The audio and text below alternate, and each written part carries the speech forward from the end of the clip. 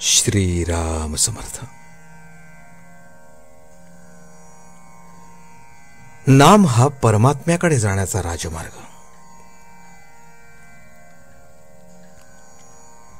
सर्व साधनात श्रेष्ठ साधन नामस्मरणच आहे, पण त्याचे महत्त्व कळत नाही। ते कळायला खरोखर भगवत कृपाच पाहिजे। आपल्या शरीरात मुख्य जसे हृदय आणि बाकीचे अवयव गौण आहेत, तसे परमार्थात मुख्य साधन नामस्मरण हे आहे आणि दुसरी साधने गौण आहेत। नाम हे मंगलात मंगल आणि अत्यंत पवित्र आहे। आपले जीवन देवाच्या हाती आहे आणि देव नामाच्या स्वाधीन आहे, हे पक्के लक्षात ठेवा। योगात योग करेपर्यंतच समाधान असते, पण नामस्मरणाच्या अनुसंधानात सतत समाधान असते। स्वतः निर्गुण झाल्याशिवाय निर्गुण उपासना होत नाही। तेज दिसणे, नाद ऐकणे या सर्व गोष्टी गुणातच नाही का आल्या?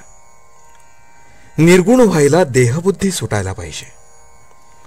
सर्वव्यापी परमेश्वराला सर्वांभूती पाहणे ही निर्गुण उपासनाच होय। योग नामस्मरणाला पोषक तितकाच करावा, केवळ त्यालाच प्राधान्य देऊ नये। योग नामस्मरणाला पोषक आहे, पण नामस्मरण योगाच्या पलीकडे आहे। म्हणून नामस्मरणात योग येतो, योगात नामस्मरण येत नाही। सर्व साधनांचा अंत नामस्मरणात आहे। नामाचे साधन हे जलद गाडीप्रमाणे आहे। रंग दिसणे, प्रकाश दिसणे, आवाज ऐकू येणे ही मधली स्टेशने सोडून नाम एकदम भगवंतापर्यंत नेऊन पोचवते। इतर साधनांनी लवकर साधल्यासारखे वाटेल, पण ते तात्पुरते असते।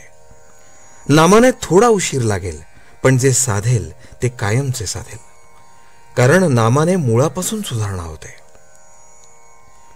नामस्मरण हा परमात्म्याकडे जाण्याचा राजमार्ग होय। नामात एका आनंदाशिवाय दुसरे काही नाही। नामाच्या आनंदाचा झटका आला की मनुष्य स्वतःला विसरेल। तुकाराम बुवांची वाचा त्यांना अनावर झाली, ती सारखी नाम घेऊ लागली। याचा अर्थ असा की त्यांच्या कल्पनेच्या बाहेर नाम येऊ लागले। गाडी उताराला लागली की जशी अतिवेगात येते आणि आवरत नाही, तसे हे आहे। आपल्या शक्तीच्या बाहेर कार्य होणे ही भगवंताची कृपा होय। 4 माणसे होती, त्या सर्वांना एकच रोग झाला होता, पण त्यांची सांपत्तिक स्थिती सारखी नव्हती। वैद्याने त्यापैकी अगदी गरीब माणसाला एक औषध तुळशीच्या रसात घ्यायला सांगितले।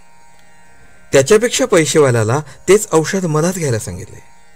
त्याच्याही पेक्षा पैसेवाल्याला तेच औषध केशरात घ्यायला सांगितले आणि सर्वात श्रीमंत होता त्याला तेच औषध कस्तुरीत घ्यायला सांगितले। त्याचप्रमाणे ज्याचा जसा अधिकार तसे त्याने नाम घ्यावे। नाम नुसते तोंडाने घ्यावे, नाम श्रद्धेने घ्यावे, नाम वृत्ती सांभाळून घ्यावे। नामाशिवाय जगात दुसरे सत्य नाही अशा दृढ भावनेने घ्यावे। सर्वांना फळ सारखेच मिळेल। आजचे बोधवचन। सर्व साधनांचा अंत नामस्मरणात आहे। जानकी जीवन स्मरण। जय जय राम।